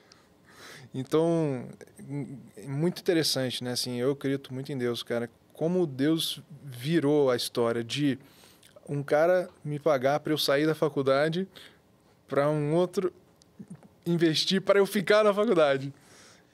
Enfim, aí a gente conseguiu, graças a Deus, depois disso, a Verônica Serra investiu, um médico chamado Dr. Rubens Belfort e o André Street também. Caraca, bicho. Mas nessa daí, em pleno 2014, isso? 2014. Pô, tu largou metade da empresa aí já, né? Sim, praticamente. Pô, já imagina como era, cara, assim. Você tava era outro mundo. Você tava assim, tipo, pô, cara, ninguém quer investir. Aí tem essas 4 pessoas aqui que eu nunca sonhei que iriam querer investir, tá ligado? Mas foi em 2015, pra lembrar exatamente da data. Mas eles foram muito fairs, então, assim, para a época, a gente conseguiu levantar em um valuation muito fair. Para hoje em dia, não, né? Mas tudo mudou, né? Nem existia startup direito naquela época. Mano, como é que foi esse deal aí, velho? Já tá tão longe, mano. Como é que foi esse valuation? Cara, a gente levantou R$350 mil a R$5 milhões de pre-money, então... Não, bem bom. Foi isso. E a gente faturava na época uns R$30 mil por mês. Então, poxa, hoje você sabe, né? O normal é um PowerPoint de alguém... já levanta 10, 12 milhões de dólares, né? Então, exato. Então, ou seja, mudou tudo. Lá na Lud foi assim, mano. A gente fez o Y Combinator lá, que ajuda bastante. Sensacional. Mas, pô, graças a Deus, eu não sei como é que fazia a empresa antes, né, velho? Cara... mó caro fazer tecnologia hoje em dia. Antes era mais barato, não era não, fazer tecnologia? Não, sem dúvida. A competição vai subindo a barra, né? Então, era mais barato tudo. Contratar programador, fazer tudo. Vou te dar um exemplo, tá? A gente, quando fez esse estágio de férias, a gente sempre, em Uberlândia, a gente falava, olha, vai vir um fotógrafo profissional que vai tirar fotos aqui, sul e tal. E em Uberlândia, a gente contratou um fotógrafo mesmo. Ele cobrava R$10 por foto. Em São Paulo, cara, quando a gente vendeu para os 120 médicos, né? Eu nem pensei, poxa, vai ser diferente o preço do fotógrafo. Os fotógrafos de São Paulo queriam cobrar 80... O mais barato foi R$70 por foto. Aí, pô, R$70 por foto por 120 fotos vai dar 8, 9 mil reais. Aí, resumindo, eu peguei uma câmera emprestada, comprei uma moto no Web Motors por R$2.500. Obviamente não tinha carteira, não tinha nada. E saía eu tirando foto dos médicos todos. E aí, guardou a skill até hoje, mano? Você é um bom cara, fotógrafo? Sinceramente, é engraçado, porque eu sou péssimo fotógrafo e também um péssimo motorista de moto. Eu cheguei a cair, enfim. Foi só pra essa história aí, não, cara. Cara, e aí você pegou essa grana aí e começou a fazer o quê, cara? A gente investiu, de fato, em fazer o desenvolvimento do software. Para as clínicas? Para as clínicas, E a gente lançou esse software. E, sinceramente... a gente fez com pressa. A gente não tinha muita experiência, então o software ficou bem ruim. Ele era lindo, tá, o design e tal, mas assim, ele tinha muito bug. E também, graças a Deus, depois eu sempre fiz questão ali de conhecer todos os concorrentes nossos. E teve uma empresa em específico que a gente se apaixonou pelos caras, eles eram muito técnicos, a gente era melhor na estrutura de capital, no negócio de vendas e tal. Eles eram muito bons de tecnologia. E aí a gente conseguiu fazer um deal para comprar a empresa deles. E eles se tornaram sócios da nossa empresa e montaram foram os caras que foram tocar a nossa tecnologia. Não, mano, pera aí, velho. Você tinha 350 mil no caixa e falou assim, bro, vou fazer um M&A aqui. Não, isso foi um pouquinho depois. A gente desenvolveu o nosso software, ele não ficou bom, aí a gente conseguiu levantar outro round de investimento. Com software ruim mesmo. Com software ruim. Mas a receita crescendo meio junto, assim. Aos trancos e barrancos, tá? Não vou dourar a pílula jamais. E aí, mas a gente conseguiu levantar essa segunda rodada. E aí a gente levantou 3 milhões de reais, um pouquinho mais, mas ainda pouco. Mas a gente fez essa compra dessa empresa totalmente parcelada e a gente também fez um stock swap. Então, foi assim que a gente conseguiu financiar isso, basicamente. E aí os caras pegaram uma parte, você deu um pouco de dinheiro? Exatamente. Tá? Foi uma parte em dinheiro parcelada, mais ações da nossa companhia. A gente montou um grupo juntos e tocou a empresa a partir daí. Então foi um esquema meio que assim, ó, tipo, ó, mano, eu conheço investidor. Você sabe fazer tecnologia, eu não conheço os investidores. Então eu valho mais que você, tá ligado?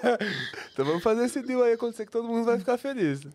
Assim, sinceramente, os caras têm um coração tão massa, assim, cara, eu sou muito grato a eles, assim, os caras são muito, muito maneiros. Um deles se tornou nosso CTO e se manteve nosso CTO por 10 anos, nosso sócio demais. E os outros dois ficaram...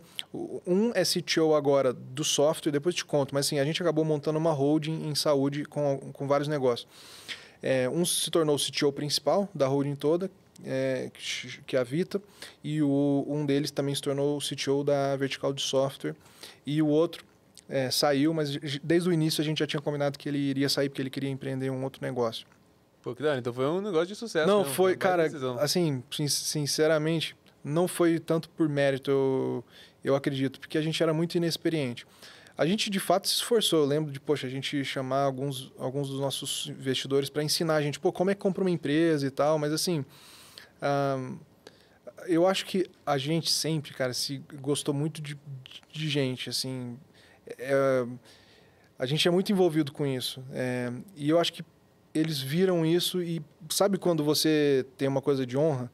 E foi assim. Então, deu certo. Eu acredito que grande parte por isso. Não porque a gente tinha toda a estrutura e tudo mais, mas eu acho que a gente tinha o coração certo. Encaixou bem pra todo mundo, né, cara? E aqui a gente tá em que ano agora já? 24. 24? Agora não. Agora não, nessa história. Desculpa. Perdão. 2000. Que a gente tá, eu tô assim, poxa. Pergunta é essa, cara. Não, a gente tá em 2016. 2016. Levantou os 3 milhões de reais, foi com quem essa grana? Cara, foi com vários investidores. A gente, sinceramente, sempre teve que ralar, assim, a última milha, além da última. A gente levantou com vários investidores de pessoa física, sempre empresários, que viam... Sinceramente, eu acho que eles vinham falar assim, cara, esses moleques são malucos, cara. Eles não desistem nem a pau. A gente sempre foi muito na raça. E eles foram investindo. A gente levantava 100 mil com um, 200 mil com outro. E eles foram acreditando. E os nossos primeiros investidores sempre apoiando também, apresentando a gente para várias pessoas. E a gente foi conseguindo acumular isso. Então, foi sempre pouco de várias pessoas. Então, foi a galera, tipo, ajudando mesmo, assim, apresentando para quem conhecia. E aí, tu ganhava a galera na emoção mesmo. Eu não sei se na emoção, mas eu acho que eles achavam a gente meio maluco e no sentido de falar assim, cara, que maneiro, esses caras não desistem, sabe? Eu quero fazer parte disso. Eu acho que foi isso. Que legal, cara.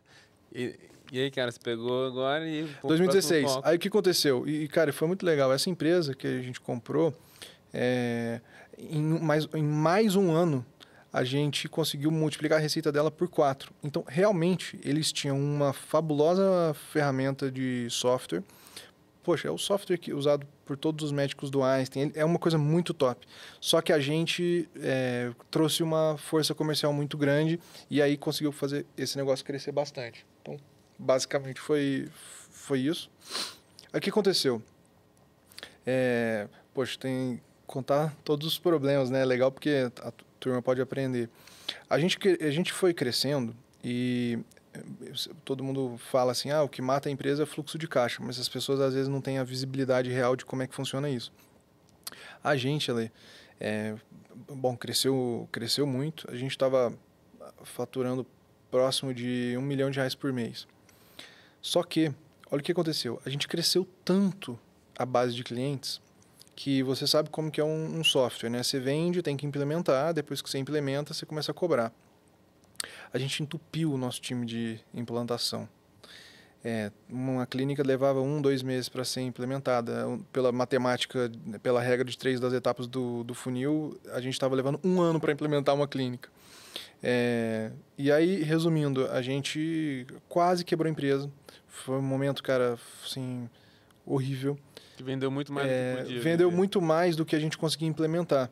E que é uma coisa normal também, às vezes, de startups que fazem as coisas na pressa, né? A gente nem sabia, sinceramente, o que a gente estava fazendo na pressa ou não. Quando você tem experiência, você hoje tem muito mais que você tinha antes, eu também, mas a gente ainda está longe de ter experiência muito grande. Mas a gente hoje vê algumas coisas e a gente fala assim, isso vai dar merda. Mas naquela época, a gente não sabia. Naquela época é assim, tipo... Eu entendo que isso aqui daria merda com você, mas comigo é diferente, tá ligado? Porque eu sou especial. Não, sinceramente, naquela época não era nem isso. Era assim, cara, vamos torar o pau e vamos fazer o máximo que der. Mas que implantação era essa? Você tinha que ter um time lá que ficava fazendo... Imagina que você tem uma clínica, né? Tem que fazer setup. Então, você tem que configurar o prontuário, configurar o plano de saúde, configurar a recepção, o atendimento, o pagamento. Tem que configurar muita coisa. É bem complexo. E aí você tinha meio que uma galera que era um solution experts ali que ficava... Que fazia a implementação. E era um time de mais ou menos umas 12 pessoas. Mas, assim, era muito cliente. Então, resumindo, a gente não conseguia faturar esses clientes. E aí, poxa, a gente estava investindo muito em marketing, em vendas, em tudo. Resumindo, a gente... o faturamento estava lindo, o coletar do dinheiro estava horrível e a gente ficou há 15 dias de não ter dinheiro para pagar os salários. Que a galera não queria pagar porque o negócio não estava rodando. Não estava implementado, exatamente. E, cara, foi muito difícil. Nessa época, a gente devia ter uns 115 pessoas no time e a gente foi... em uma semana, a gente foi para 47, assim. Foi uma coisa muito... Pô, mas você tinha dinheiro para pagar a rescisão? Então, não, mas o que a gente fez? A gente tinha 15 dias de caixa, né, para pagar o salário dessa turma toda. Aí eu fui correr, pelo amor de Deus, chamar os investidores para ajudar. A gente conseguiu fazer um bridge, que era um round rápido, até a gente se reestruturar para fazer um round de verdade. Então, o mais importante naquela época era estancar o vazamento de caixa. Até é interessante, as rescisões, cara, não são tão caras quanto a gente às vezes imagina. É menos do que o outro salário, entendeu? De maneira geral. Entendi. Principalmente startup, que é uma companhia mais jovem, então os funcionários têm menos tempo de casa. Entendi. Cara, e aí você conseguiu salvar aí nessa, demitiu uma galera, aumentou um pouquinho mais a margem, reduziu o custo. Sim. Implementou. Sim, aí a gente foi, cara, back to the basics, assim.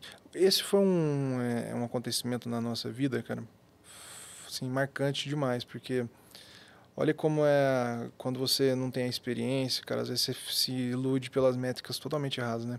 A gente tinha feito uma comemoração 2, 3 semanas antes desse momento que a gente percebeu que a gente estava ferrado. A gente tinha feito uma comemoração de que a gente tinha passado de 100, as pessoas da Vita a gente chama de vitanos. A gente tinha passado de 100 pessoas. Então, eu lembro direitinho, porque o time de RH fez uma camiseta que era uma camiseta gigante, que cabia 2 pessoas. Então, imagina eu e você, a gente entra na mesma camiseta, então tem um braço para cá, um braço para lá, e aí a camiseta estava escrito assim, Vita, né, o nosso logo, e embaixo hashtag somos mais de 100. Cara, eu nunca esqueço essa foto, porque a gente estava comemorando e sem saber que estava tudo à beira do precipício, sabe? Então, quando a gente vai vivendo, né, a gente vai ficando, cara, mais consciente e fica mais paranoico no bom sentido de falar assim, cara, calma, entendeu? Cara, e o bagulho no headcount é um negócio muito, muito vaidade, assim, né? Muito. Imagina que nessa época você ia conversar com outro empreendedor e falou assim, legal, você tem negócio? Quantas pessoas tem? Fala pra mim, fala quantas pessoas você tem. Aí ele fala assim, eu tenho 40 ali. Legal, eu tenho 52. Desculpa, tá ligado? Era cara, não era? Assim, sinceramente, cara, era e não era, assim, isso é uma coisa legal de falar também, quando você vai tendo esses mentores mais velhos, cara, você vê os caras ralando, né, cara, assim, a gente teve a oportunidade de ter mentoria com caras muito legais. E aí você vai ficando você vai abaixando sua bola, assim. Isso foi uma coisa muito boa de ter contato com esses caras mais velhos. Mas, assim, não foi uma coisa por maldade, sabe? Tipo assim, a gente tava lá, mas era uma métrica completamente inútil que não deveria ser olhada, entendeu? Eu tava falando pra você dessa Hyper que a gente entrevistou aqui, que esse ano vai faturar 60 milhões, eles têm 24 pessoas no time. Olha, cara, isso... Poxa, pensa o Instagram... Muito mais impressionante. É muito mais. É o correto, né? Poxa, você tem que olhar revenue, profit por pessoa no time, né? Cara, o tamanho que era o Instagram ou o WhatsApp quando foram vendidos. Então, assim, sem dúvida. É coisa de criança mesmo, cara. Eu tinha 21 anos, 22 anos. Você vai aprendendo. Cara, e como é que vocês inventaram de fazer uma camiseta dupla, cara? Não, tá vendo? A criatividade sobra pros assuntos errados, às vezes. Nem era uma tech t-shirt dupla da Insider Store. Tem que inventar uma nova linha agora. Uma nova linha pra fazer essa comemoração. Toda empresa que passa de 100, a gente manda. Exato. Nossa, ótima ideia, cara. E aí, pô, demitiu todo mundo e aí volta back to the basics, cara. Cara, como que isso influenciou a cultura, assim? Você sente que ficou mais forte depois? A nossa cultura, na minha opinião, ela sempre foi muito forte. A gente sempre gostou muito, assim, a gente sempre teve partnership, por exemplo, a gente fazia um negócio chamado Vita Camp. De 6 em 6 meses, a gente juntava a equipe inteira durante um final de semana, em algum lugar afastado da cidade. E aí a gente tem na companhia uma que a gente chama de cerimônia de entrega de camisetas, que a gente tem na companhia camisetas que as pessoas vão ganhando com as cores da companhia ao longo da trajetória delas na empresa. E aí a camiseta preta é a camiseta de sócio. Então a gente sempre teve a partnership. A gente gosta muito desse tipo de coisa. Sinceramente, quando aconteceu isso, Ale, eu não acho que reforçou a cultura da companhia. Eu acho que foi um momento de luto gigante, porque a gente realmente achava que a gente estava indo muito bem. Cara, a gente caiu do cavalo mesmo, porque a gente estava com um time muito apaixonado, estava indo tudo muito bem, e a gente simplesmente não viu uma das métricas financeiras mais importantes de um negócio, entendeu? Então, foi um momento que a gente tomou um soco no estômago e eu acho que todo mundo ficou mais paranoico no bom sentido de falar assim, cara, calma, o negócio é assim, assim, assim, então vamos fazer isso aqui, não vamos super complicar as coisas, entendeu? Então, foi um momento de simplificação. De simplificação, então. Eu não acho que a cultura ficou mais forte, de verdade. Foi mais um sofrimento para todo mundo. Foi mais sofrimento geral, sim. Pelo menos foi assim que eu... Assim, poderia falar várias coisas aqui, mas falando a real mesmo. O pessoal só ficou mal mesmo. Falou, claro, cara, horrível. Vamos trabalhar as coisas da vida. Porque a gente gostava tanto das pessoas, cara. Você imagina, cara, era de chorar você ter que demitir as pessoas que você amava, entendeu? É uma coisa muito dolorosa. Então, aquilo ressoou em mim de tipo assim, cara, eu nunca mais quero fazer isso na minha vida. Que eu tô tendo que pedir para pessoas que eu amo saírem da empresa. Que merda, assim, cara, que merda que eu fiz. E teve algum layoff depois, mano? Tem o quê? Teve algum layoff depois? Graças a Deus, depois desse não. Graças a Deus, cara, assim, e quando falo Deus, assim, depois a gente fala um pouco disso, mas essa foi uma das coisas que aconteceu, mas quando eu falo graças a Deus, também tô querendo dizer assim, eu dei o meu melhor e cara, graças a Deus também. Mas não teve layoff depois. Cara, e aí qual que é a próxima etapa da empresa agora? Bom, aí a gente voltou back to the basics, teve que fazer esse bridge, voltou a companhia para o trilho, aí a gente começou a gerar caixa. E a gente sempre teve um fluxo na Vita, inconsciente não, consciente, mas sem técnica, que era, a gente, lembra, começamos ali, faturar 27 mil reais, aí a gente captou a rodada de investimento, a gente ficava em burn, depois crescia a empresa, voltava para break-even, captava de novo, ia para burn. Então, a gente sempre ficava brincando nessa linha entre quando a gente voltava para o break-even, a gente captava de novo para poder dar o próximo passo. Nessa época, a gente teve que, então, captar de maneira desesperada, voltamos para o break-even, e aí eu comecei a pensar, cara, o que eu quero fazer da vida mesmo? Foi um pensamento mais abrangente, cara, o que eu deveria fazer agora com a empresa? Tinha vários caminhos, assim, a companhia já estava num tamanho que, poxa, algumas empresas de software já teriam interesse de comprar. E aí, cara, o que aconteceu, sendo 100% real com você, foi um momento, cara, onde eu estava buscando... Quando eu era criança, eu perguntava para minha mãe assim, mãe, por que eu nasci? Por que a gente está aqui? O que eu estou fazendo aqui?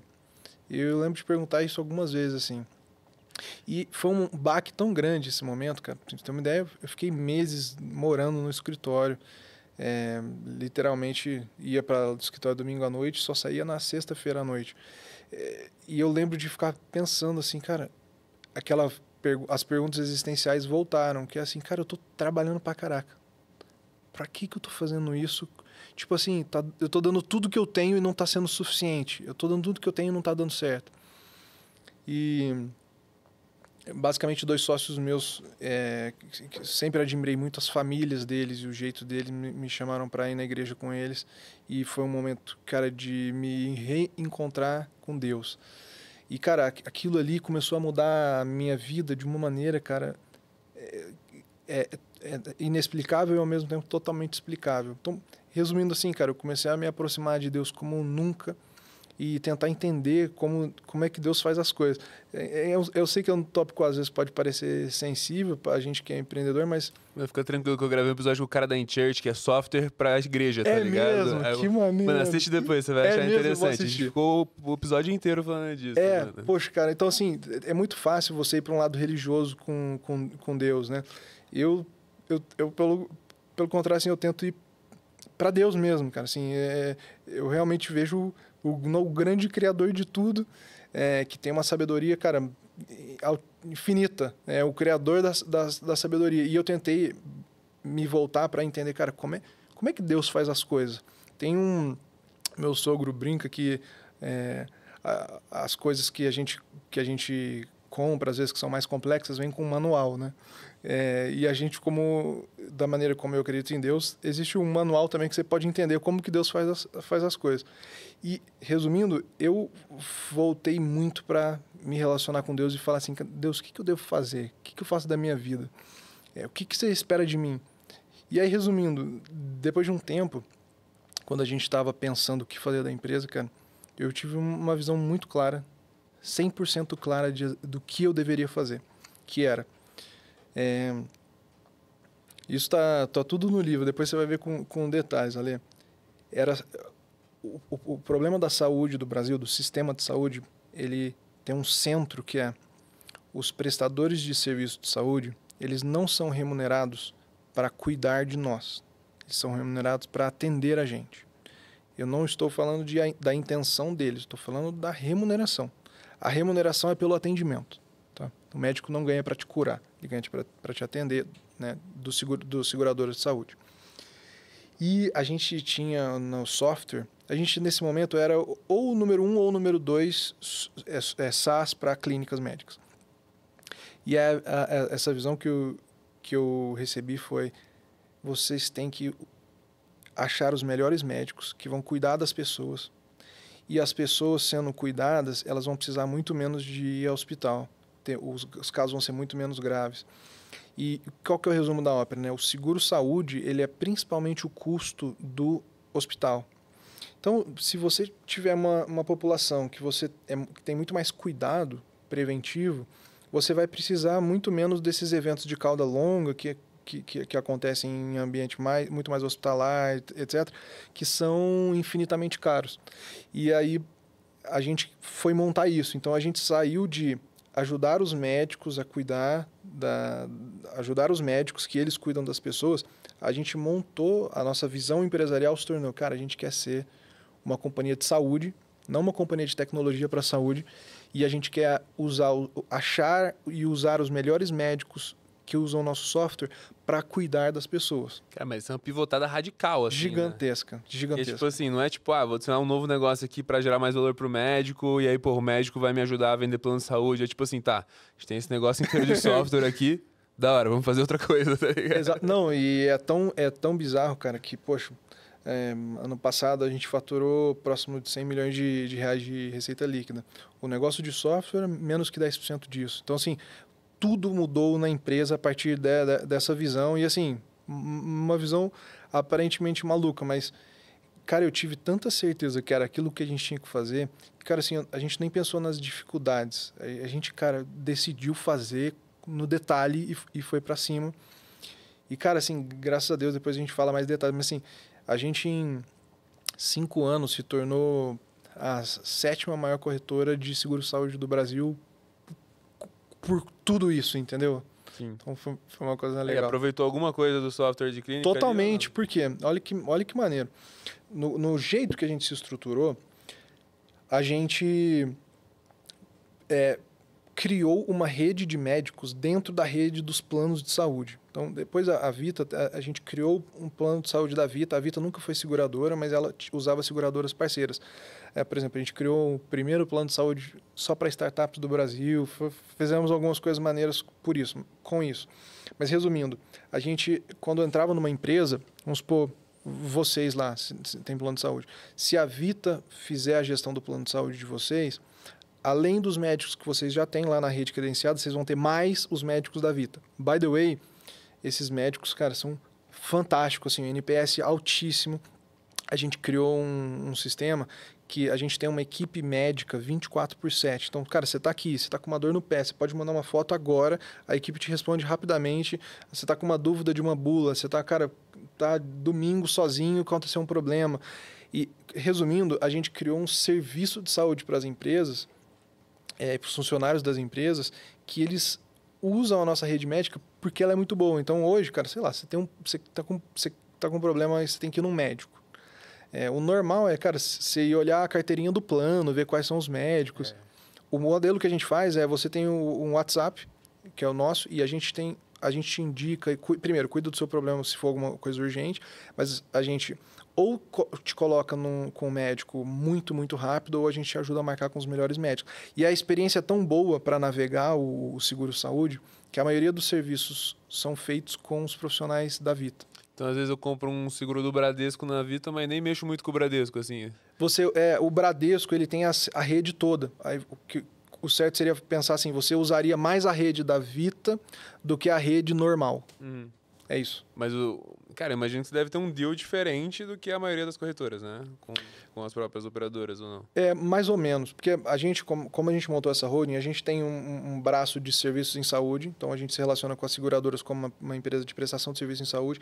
A gente também se relaciona como uma corretora. É uma relação dupla. Então, não diria que é diferente das corretoras. É que as corretoras não fazem o que a gente faz. Até depois que a gente criou o nosso negócio, começaram a surgir várias empresas meio que... Por exemplo, telemedicina no Brasil não existia. A gente foi a primeira companhia que trouxe telemedicina no Brasil. Nem tinha nas operadoras de seguro-saúde. Acho que não podia também, não é uma coisa assim ou não? Algumas coisas podia. Depois teve uma liberação muito maior. Por exemplo, prescrição não podia... Remédios tarjados, que requer receita retida, não era permitido ter. Aí a liberação foi... Mas tem várias coisas que poderiam acontecer. Assim, a grande maioria das demandas de dúvida, cara, de dor, disso, daquilo, sem dúvida poderiam ser feitas. Cara, e pra empresa é muito bom, eu já aprendi isso, né? Posso te explicar aqui pra galera. É o seguinte, galera, se você é um noob e você nunca geriu aí o plano de saúde da tua empresa, você compra por um preço X, só que aí se o teu funcionário usa pra caramba as graças do plano, chega no ano seguinte, o Bradescão fala assim, tipo, bichão, tô achando que esse preço não tá fechando pra nós não, vamos mandar o reajuste. E esse reajuste é absurdo, né? Chega a ser, sei lá, 2, 3 vezes o preço que tava antes, né? Depende muito do uso da empresa, está certíssimo. E assim, cara, posso te falar de coração, eu tenho um aperto no coração, porque eu não vejo que as seguradoras são más, de forma alguma, na verdade. É que o modelo é muito cagado. Então, a seguradora, na verdade, ela é uma das que é mais espremida, tá? Para ser sincero. Quem realmente ganha dinheiro ali são os prestadores, principalmente hospitalares e por aí vai. Mas, o hospital que está enrabando. No caso da seguradora, olha o que acontece. A seguradora, Ale, ela poxa, qualquer negócio, vamos falar um negócio de margem baixa, 10% de margem, né? Cara, a seguradora tem entre menos 5% e 2% de margem. É mesmo. Então, as seguradoras, a conta que elas fazem é o seguinte, olha, quanto você pagou para mim? Ah, paguei 1 milhão, beleza. Quanto você usou? 1 milhão. Ô, peraí, ferrou, porque já estou perdendo dinheiro. Então, a seguradora faz uma conta para ela ter uma margem mínima, entendeu? Então, o que eu fico triste, de fato, é um problema que ele é muito grande e macro.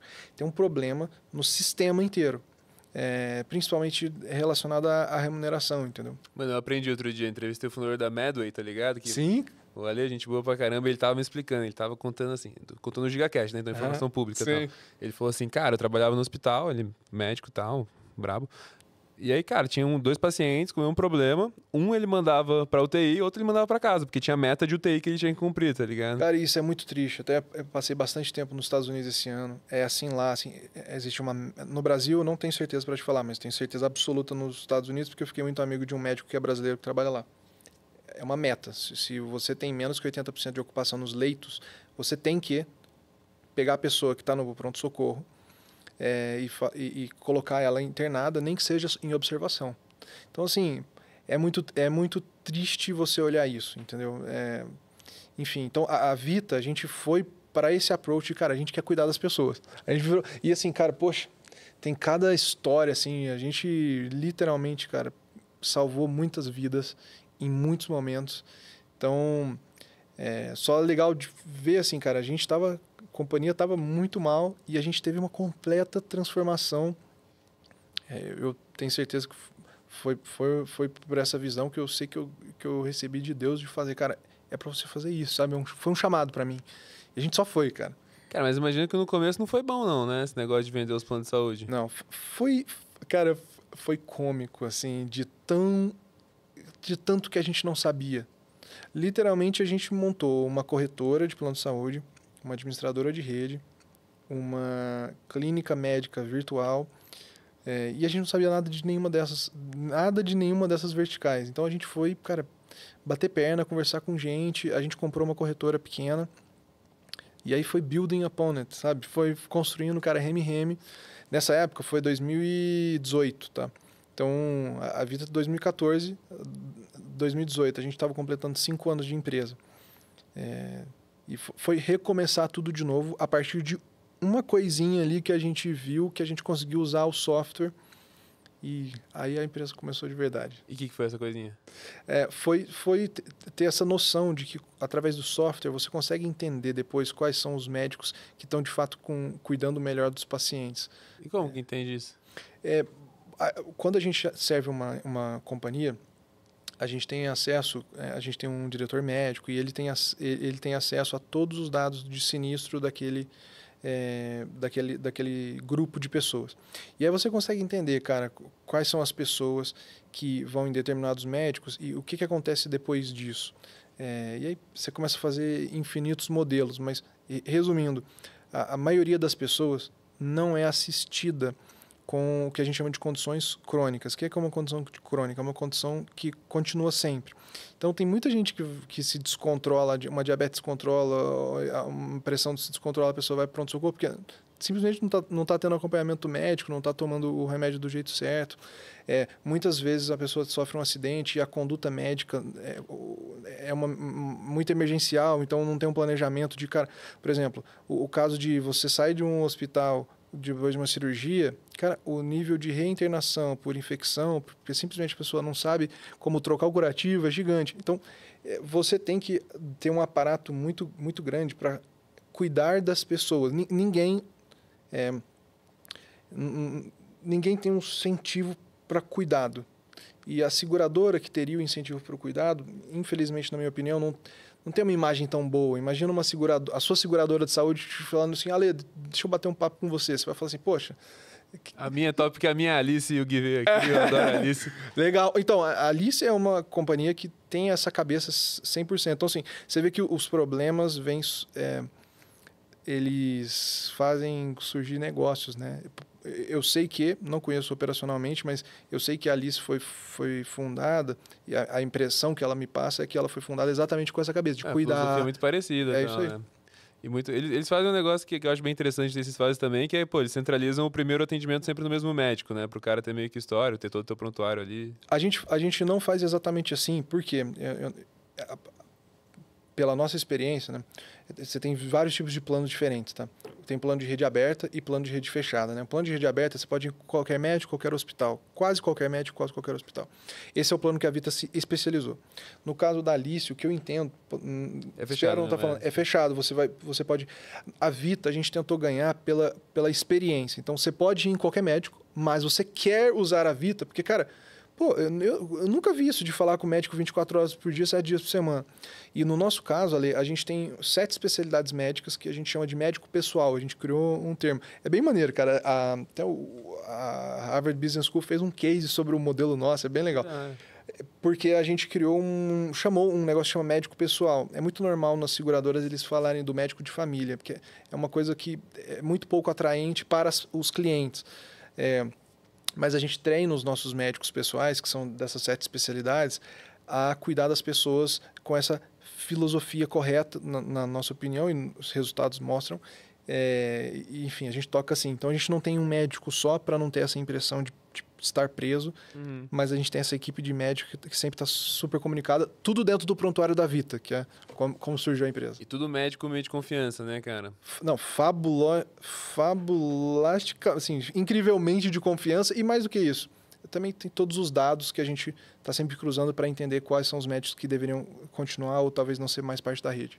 Pois é, cara. Se você está assistindo aí, galera, vou te dar um caso aqui da minha vida, já contei talvez no outro episódio, mas assim, mano, cheguei no cara pra fazer tinha jogado basquete aí, torci o tornozelo e tal, tava mancando, fui no hospital, o maluco olhou assim, cirurgia, bro, vamos lá, 20 mil reais. Aí eu falei, mano, qual foi? Falei assim, não, tem que fazer cirurgia. Mano, tem certeza que tem que mesmo, cara? Só torci o pé ali jogando basquete. Não, cirurgia, 20 mil reais. Caralho. Aí eu fui no outro médico e ele falou assim, não, mano, bota uma bota aí. É triste. É triste, né, cara? Porque os caras têm os incentivos todos corruptos, assim. Então ter um médico de confiança, parece coisa boba, assim. Mas, cara, realmente é um negócio que muda a tua vida, né? Não, muda totalmente. No nosso caso, na Vita, a gente, pra você ter uma noção, a gente foi montar a equipe cirúrgica. Porque o que acontece por exemplo, são detalhes da saúde, mas é legal falar porque eu sei que cada negócio que assiste o podcast vai querer ficar mais técnico, mas assim, a gente primeiro a gente montou um laboratório da Vita que faz coleta domiciliar, super complexo, tem esse centro de processamento, blá, blá. Depois, imagina que a gente montou uma rede de médicos, né? Aí é natural que em algum momento você precisa de encaminhar para um caso cirúrgico. Mas o médico primário, né, aquele médico ali das especialidades mais normais, ele não é cirurgião, então ele precisa indicar para alguém. Aí o que adianta você ter uma equipe inicial de médicos fabulosos, mas que quando indica para alguém, esse alguém quer operar igual que queria te operar? A gente foi montar a nossa equipe de cirurgiões. E aí, de novo, com esse racional correto, o cirurgião não ganha por procedimento, enfim. E isso tudo vai mudando drasticamente como que acontece a saúde. Então... pouco de detalhe, mas queria Cada contar. crescimento da Vita aí é um passo mais na justiça da saúde então, do Brasil, né, cara? Sem dúvida. Cara, e conta aí do deal com a Stone, que a gente tá ficando sem tempo já aqui no episódio. Basicamente, em 2019 para 2020, cara, a gente começou a crescer muito e a gente tinha uma escolha importante para fazer, que era, vamos fazer uma outra captação de investimento, ou a gente pode fazer a gente pode vender a empresa. E, cara, a turma da Stone, você conhece bem, mas são caras fabulosos. Nessa época era o Jake Lovelady? Era o Jake Lovelady, não? Também. Era o que a gente conversou com eles. Eles fizeram uma oferta pra comprar a Smart Like, mano. Uma pseudo-oferta lá, era 5 milhões de reais, aí a gente falou assim, pô, será que eu não consigo levantar um investimento? Ficamos levantando e tal. Então, cara, e engraçado, assim, a gente tinha uma oferta muito boa para captar investimento. E aí eu fui, de novo, conversar com Deus e pensar. E a conclusão que a gente teve foi o seguinte, sendo sincero, assim, a nossa companhia foi muito maneira, assim, poxa, a gente começou com 19 anos e agora eu tô com 29. Poxa, a gente cresceu a empresa, a gente vendeu a empresa por um valor, cara, assim, fabuloso. Só que, é legal falar isso com a paranoia boa. Cara, imagina o que a Stone fez em 10 anos, o que o Nubank fez em 10 anos, o que alguns empreendedores, second, third time entrepreneurs fizeram nesse mesmo tempo que a gente fez. O que eu senti era assim, cara, eu queria muito aprender como é que esses caras fizeram isso. E então esse foi uma parte do pensamento. Uma outra parte do pensamento foi também, poxa, quão incrível seria que a gente tivesse um pouco mais de capital para poder fazer o próximo negócio com uma cabeça menos de necessidade. E a gente queria fazer isso desde que fosse com uma companhia que tivesse uma cultura parecida com a nossa. E você e o André já eram bem próximos ali, né? De muito Sim, tempo. Sim. Cara, o André é, assim, o maior mentor da minha vida, sem dúvida. Um cara que fez coisas de ensinamento, o cara me levou para viajar como... é um irmão mais velho, assim. É difícil de falar sobre, cara, porque é muito... Quando você recebe a ajuda de alguém que você não tem ideia como você vai retribuir essa ajuda, é uma coisa que mexe com você, sabe? E sempre foi assim. Mano, o André é muito brabo. Ó, André Street, pra quem não sabe, fundador da Stone, os caras que eu mais admiro. Comentem aí, vem André, pra eu conseguir mandar o print pra ele e trazer ele aqui no GigaCast pra vocês. Sensacional. Falo com ele com o maior prazer também. E aí, Ale, engraçado, o André nem participou dessa negociação toda. É mesmo, cara. Mas aí o que aconteceu foi, a gente... Então, depois de pensar nisso tudo, a gente decidiu fazer o deal. E qual que era o que eles chamaram a gente para fazer, que era muito legal também? Eles queriam colocar mais serviços financeiros para os clientes. E a gente estava com um negócio muito legal de seguros. Nessa época, a gente já tinha o seguro saúde, a gente começou com o seguro odonto, seguro de vida. A gente foi fundar a área de seguros da Stone. E a gente empreendeu um negócio, cara, lindo, assim. E também o nosso software se tornou o software deles para integrar pagamentos. Então, o nosso time hoje, que eu te falei, né, daqueles fundadores daquela empresa que a gente comprou, o CTO hoje é o CTO que hoje é Link Saúde, o CEO do Clinic Web é hoje o CEO da Link Saúde. Então, assim, a gente sempre teve esse negócio com gente. Então, a gente foi para lá, cara, e eu fui para participar do time deles, respondia para o CEO e vi tudo, né, assim... Resumindo, eu tive, cara, o maior aprendizado da minha vida junto com a turma lá e foi fabuloso. Tanto é que, assim, a gente cresceu demais a companhia nesse tempo que a gente estava lá, porque a gente viu o jeito certo, na minha opinião, de operar negócio, que é muito mais focado em alocação de capital, no retorno das coisas que você faz. É um método muito mais técnico de gerir as suas iniciativas de negócio, sabe? Então foi uma coisa, cara, fabulosa. Cara, eu imagino que deve ter sido uma loucura, porque nesse período também a ação da Stone deu uma derretida bizarra, né? A ação subiu muito, depois caiu bastante. Assim, do nosso lado, para mim foi tudo novidade. Então é um aprendizado de ver o que acontece. E posso te falar, cara, o que eu fiquei muito surpreso foi, na hora das maiores dificuldades, eu vi um dos times que mais trabalha um dos times que eu vi que mais trabalhou na vida. Então, você vê, às vezes, pessoas passando dificuldade e desistindo. Eu vi pessoas passando dificuldade e caindo para dentro. Isso me moldou também. E tanto é que hoje, cara, a companhia... Depois, poxa, a gente... eu proativamente me mantive sócio da companhia. Não tem lockup, não tem nada, a gente continuou sócio da empresa. Depois eu te conto disso. A gente montou um family office. E... recentemente até investiu mais ainda na companhia. Resumindo, hoje a companhia, o que gera de caixa, o que gera de lucro, nunca gerou tanto antes. É uma das companhias que mais gera caixa no Brasil. Então, sinceramente, para mim, é uma das histórias mais fabulosas de empreendedorismo em todos os sentidos. Até no momento da dificuldade, o que foi feito e o que está acontecendo agora, entendeu? Como está o negócio agora. É uma coisa impressionante. E, às vezes, por vários motivos, né, macro, o preço da ação não reflete a qualidade real da companhia. E é nesse momento que você tem a oportunidade de virar sócios de negócios fabulosos a preços super atraentes. Então, pô, na tua percepção, a galera tá precificando muito mal aí a empresa, que a empresa tá indo... Pô, tá numa crescente muito boa. Assim, poxa, quem sou eu para precificar a ação de negócio? Pô, mas você leu o livro do Buffett. Mas sem dúvida... Bom, não preciso dizer mais do que, poxa, eu sou sócio do negócio e quero ser mais sócio ainda, porque o negócio as pessoas são muito incríveis, o negócio é muito incrível. Poxa, a gente está no Brasil, né, onde os negócios financeiros são fantásticos.